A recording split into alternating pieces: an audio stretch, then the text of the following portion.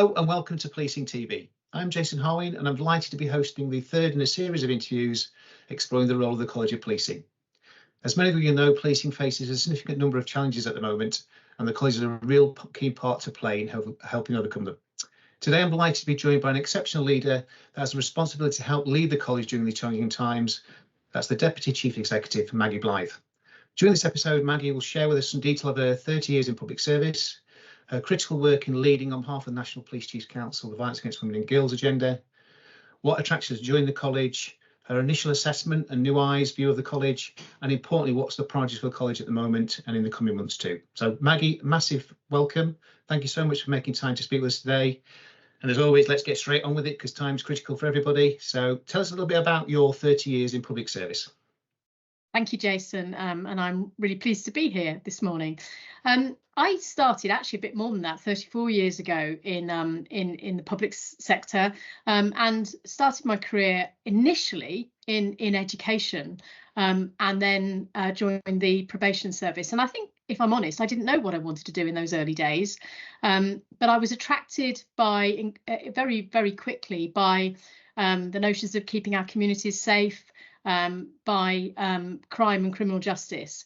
And I've reflected sometimes since I've joined policing, why didn't I know more about joining the police in those early days for me? And I didn't have family members who were in policing and I didn't know very much about it.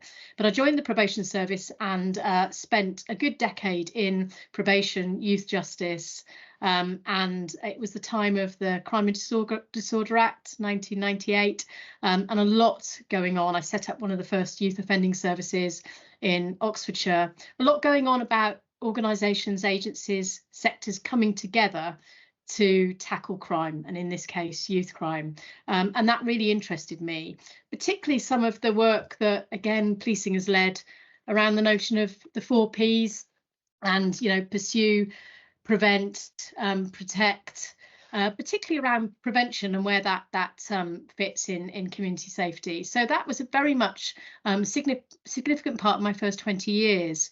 I set up a youth offending service, worked at the front line, and then was really lucky to go and work for the Youth Justice Board as it was set up, with its oversight of all yachts across England and Wales. And there's some parallels there for me now with the college, some sort of 23 years on. And that also took me into the flip side of public protection. My specialist knowledge area has always been public protection, but the flip side of that is safeguarding. And I then spent a decade in child protection, safeguarding, both at the centre and at the front line, with a real interest, particularly in those young people who commit crime but also need protecting. And that took me very much into finally the opportunities to come and work in policing and to join policing 8 years ago as a direct entry superintendent.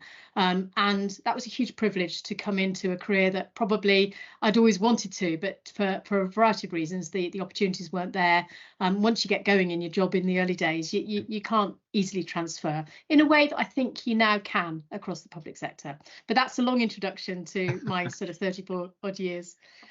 So certainly, Maggie, and all the time I've known you, your passion for public protection, safeguarding's always come through. It's coming through again today. So obviously, a part of that passion, you obviously have the responsibility, a really important responsibility for policing, leading the work around violence against women and girls. Do you just give the viewers a bit of a view what that was about and where you see it now?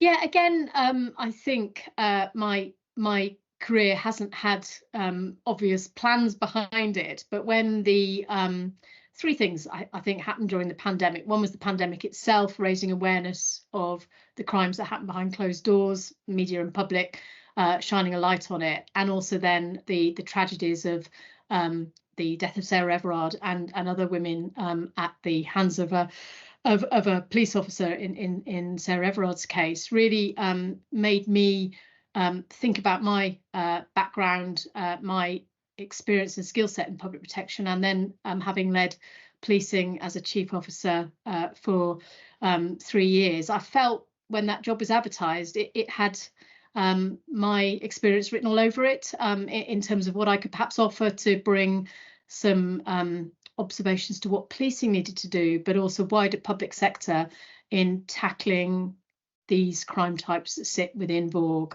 And I think what I felt very strongly was this is an epidemic. This is on a scale to terrorism, serious and organised crime. Domestic abuse is 20% of recorded crime for most police forces, a little bit less in some areas. Every 3 days, a woman dies at the hands of a man. And I felt my career experience lended itself well to bringing some consolidation for policing and elsewhere about what we needed to do. So I was delighted to take that job in late 2021 and provide the national policing response on that. A really challenging role, Maggie. I know I've spoke to you several times about other areas of work when I was still in service. And again, certainly in terms of the focus on that area of work, the importance of that area of work. And again, the reality in recognising it's not just policing can address some of the issues that we're dealing with. It needs to be that cross system. Where do you think we are today with it? I think policing has really mobilised its response around the crime types that sit within VORG. Particularly domestic abuse and rape and serious sexual offending. I've worked very closely with Chief Constable Sarah Crew and the green shoots that are showing around Soteria in improvements to rape with Assistant Commissioner Louisa Rolfe, who remains the domestic abuse lead. And actually also with Ian Critchley, who's the retired DEP from Merseyside, who leads on child sexual exploitation and abuse. And we've together really tried to bring what is the evidence base of what we know around the modus operandi for the types of men that commit these crimes, because there is a parallel across, domestic abuse, RASO, child abuse. They're all crime types that are exponentially growing. They are relationship-based crimes. It's a really challenging area to work in, for our workforce to work in, but also for us to provide instant responses. And I think what we've tried to do is work methodically to setting out what the threat assessment is, like we do with other crime types, having a very clear STRA, and then saying what now do we need in terms of capability, what do we need now in terms of capacity within forces, and most importantly, what sort of coordination is needed at the centre to provide the consistency, the training, the guidance, etc. Just like we do and have done, for example, with counter-terrorism over the last 15 years, what we do with through the National Crime Agency with SOC. So I think it's taking that methodical perspective to public protection, and the college lends itself well to being that centre for public protection, really. Yeah, and obviously, again, Maggie, from that work, and again, whilst you're still the national lead, aren't you, for VORG, clearly then in November you made the decision to join the college, obviously through a selection process and everything else. So tell us a little bit about what attracted you to join the college. Yeah, it was a number of observations, really. I'm delighted to work with Chief Constable Andy Marsh and with the team at the college. I think it's an exciting time for the college at the centre of policing. And there was probably three things that attracted me to the job. One was the continuation of my VORG portfolio and the development of all of the professionalising of public protection. That's the first real interest. But the second one was around leadership. And I've been lucky in my career to have had the opportunity to have continuing professional development, indeed to change careers. As I've said, I started out in the early days in probation and youth justice, and I've ended up in policing. And I think that's because the public sector is changing and because there's opportunity now to move into different career directions. And I think it's really important we give our very young workforce, but our increasingly different and diverse workforce in policing the opportunity to specialise, to go into different roles, potentially to come in and out of policing at different times in our careers. We're all working longer, and that's a difference, isn't it? We don't join at 18 or 21 any job now and stay in it for life. We do different things, and we may have caring responsibilities, as I have in my career, which have taken us in and out of being able to focus on different bits of our career at different times. So I was interested in leadership. Again, when I was in youth justice, I introduced brand new qualification structure for people working in youth justice for 20,000 practitioners. And I could see a parallel with some of the work that Joe Noakes leads on through the college in leadership, and particularly what we want to do in the college around supporting frontline supervisors who are key to leadership in policing and key to the changes, both from a leadership and cultural change, that we still need to make in policing. So the leadership bit was the second area. And the third area was I want the college to be able to be dynamic, relevant and connected. Andy Marsh always talks about that. Yeah. And being able to take challenging issues in policing and translate them quickly into the sort of doctrine or guidance that's understood on the front line. So rather than waiting a long time for guidance, and I know we put a lot of said in the college on approved professional practice, but can we move perhaps towards an APP light? Can we move forward to a place where guidance comes out quickly, it's centralised, it's coordinated at the centre, but then it also connects to our frontline officers and staff who will also have their own perspectives that need to inform that guidance. And I find that quite exciting, to be the conduit between strategic intent and then frontline delivery. And I think that's something that I've been lucky enough to be able to influence all my career. And I think that's really important, Maggie, isn't it? So no doubt some of the viewers that will be watching this interview today will be frontline officers and police staff.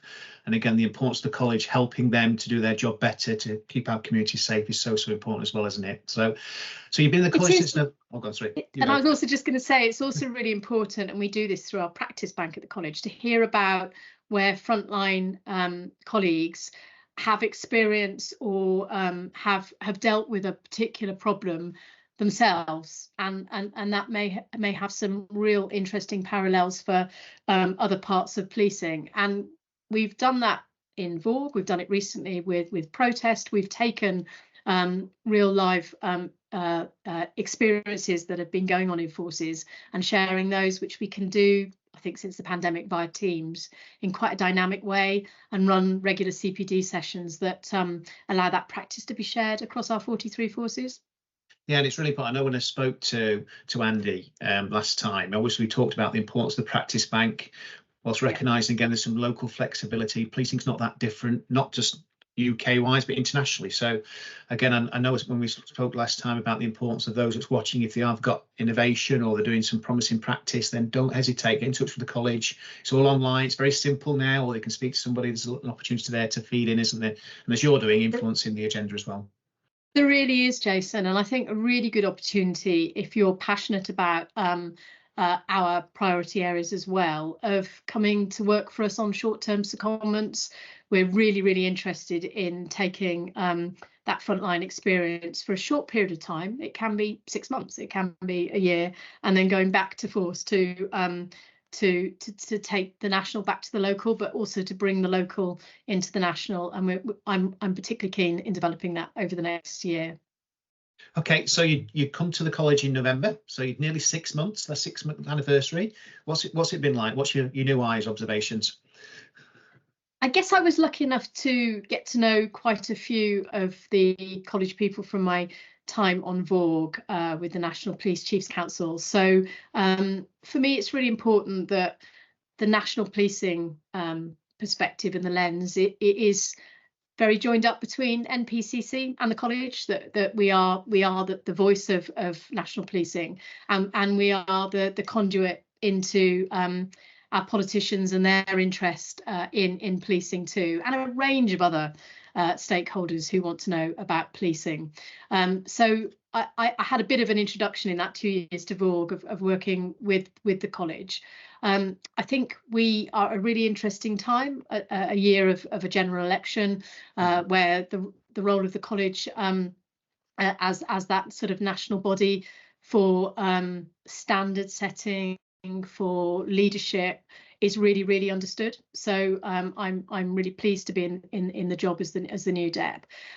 We're halfway through three things probably. We're halfway through our leadership strategy overhaul, and we're beginning to look next at our work with frontline supervisors, as I said. So that feels really important, and we want to see the college as a leadership academy, as the centre of first class leadership across policing, both in the UK but also internationally. So that remains important. Secondly, though, is making sure that we have the right link, this sort of dynamic link between frontline on operational issues. And this year we're going to focus on neighbourhood policing. We're going to focus on the professionalising public protection, I guess no surprise there. And then we're also, as we've done with protests, looking at other areas where the dynamic changing role of policing means that we need to flex accordingly and provide that national guidance. So we really want that to be relevant to frontline officers and staff.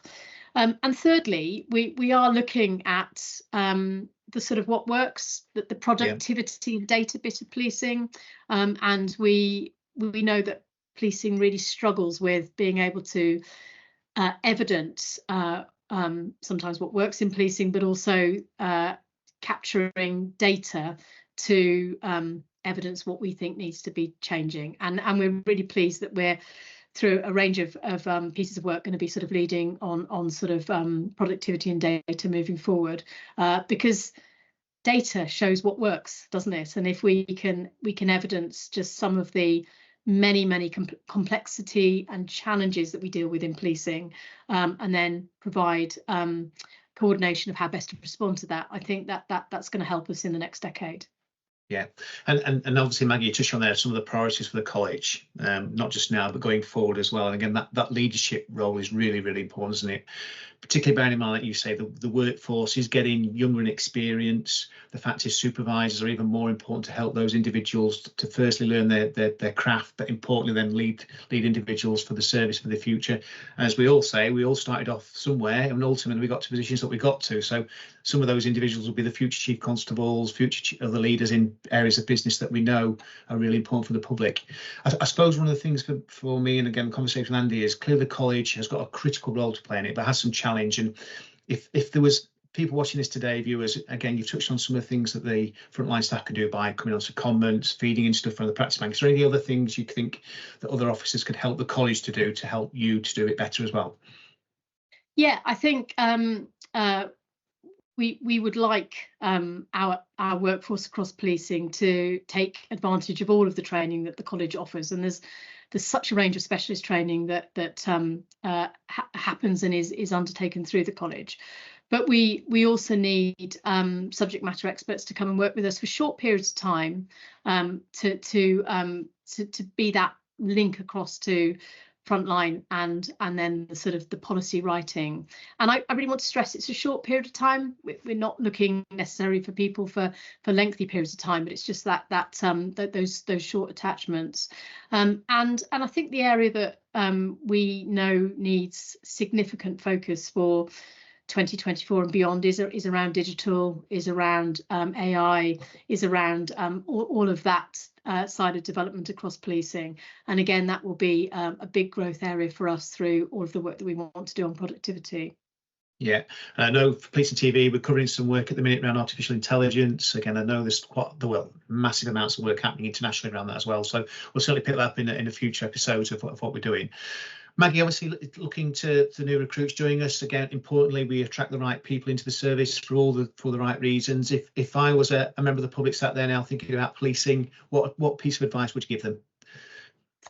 I think it's been the best decision that I've ever taken to join policing, and I've been really welcomed into policing much later in my career, and I think we have some of the best officers and staff across the public sector working in policing who stand up to the highest ethical values. And interestingly, I came into the College of Policing as we were launching our new code of ethics, and really proud to be leading that piece of work. And I think policing has such a fantastic set of opportunities within it. So I would encourage anyone thinking about a career in policing to join. We know that we've still got a long way to go, and we know that there are still some areas of our work where we still have to continue to shine the light to make sure that we do attract the right people into policing, and we don't have people working within policing whose standards fall beyond what we below what we would expect. So I'm not saying it's all absolutely perfect, but I think it's a career where if you want to make a difference to your community, where you can focus on going after the people who create such harm and such violence in our communities, and also where you can provide support to victims. This is a career that offers all of that in such a wide range of specialist areas. And that's a perfect time, a bang on time, to end this one for the third episode. Again, obviously in the future episodes we are going to talk about some more detail of the work you're talking on there, Maggie, whether it be around neighbourhood policing, protest, public protection. Again, that's more to come, but for now, can I just say a massive thank you for your time. I know how important your time is, not just in leading the college but your wider work that you're doing. Please continue with your commitment and leadership in policing, and please do not lose your passion. That's come through very clearly again this morning. So colleagues watching, thank you very much for watching this episode, and look out for episode 4. Thank you.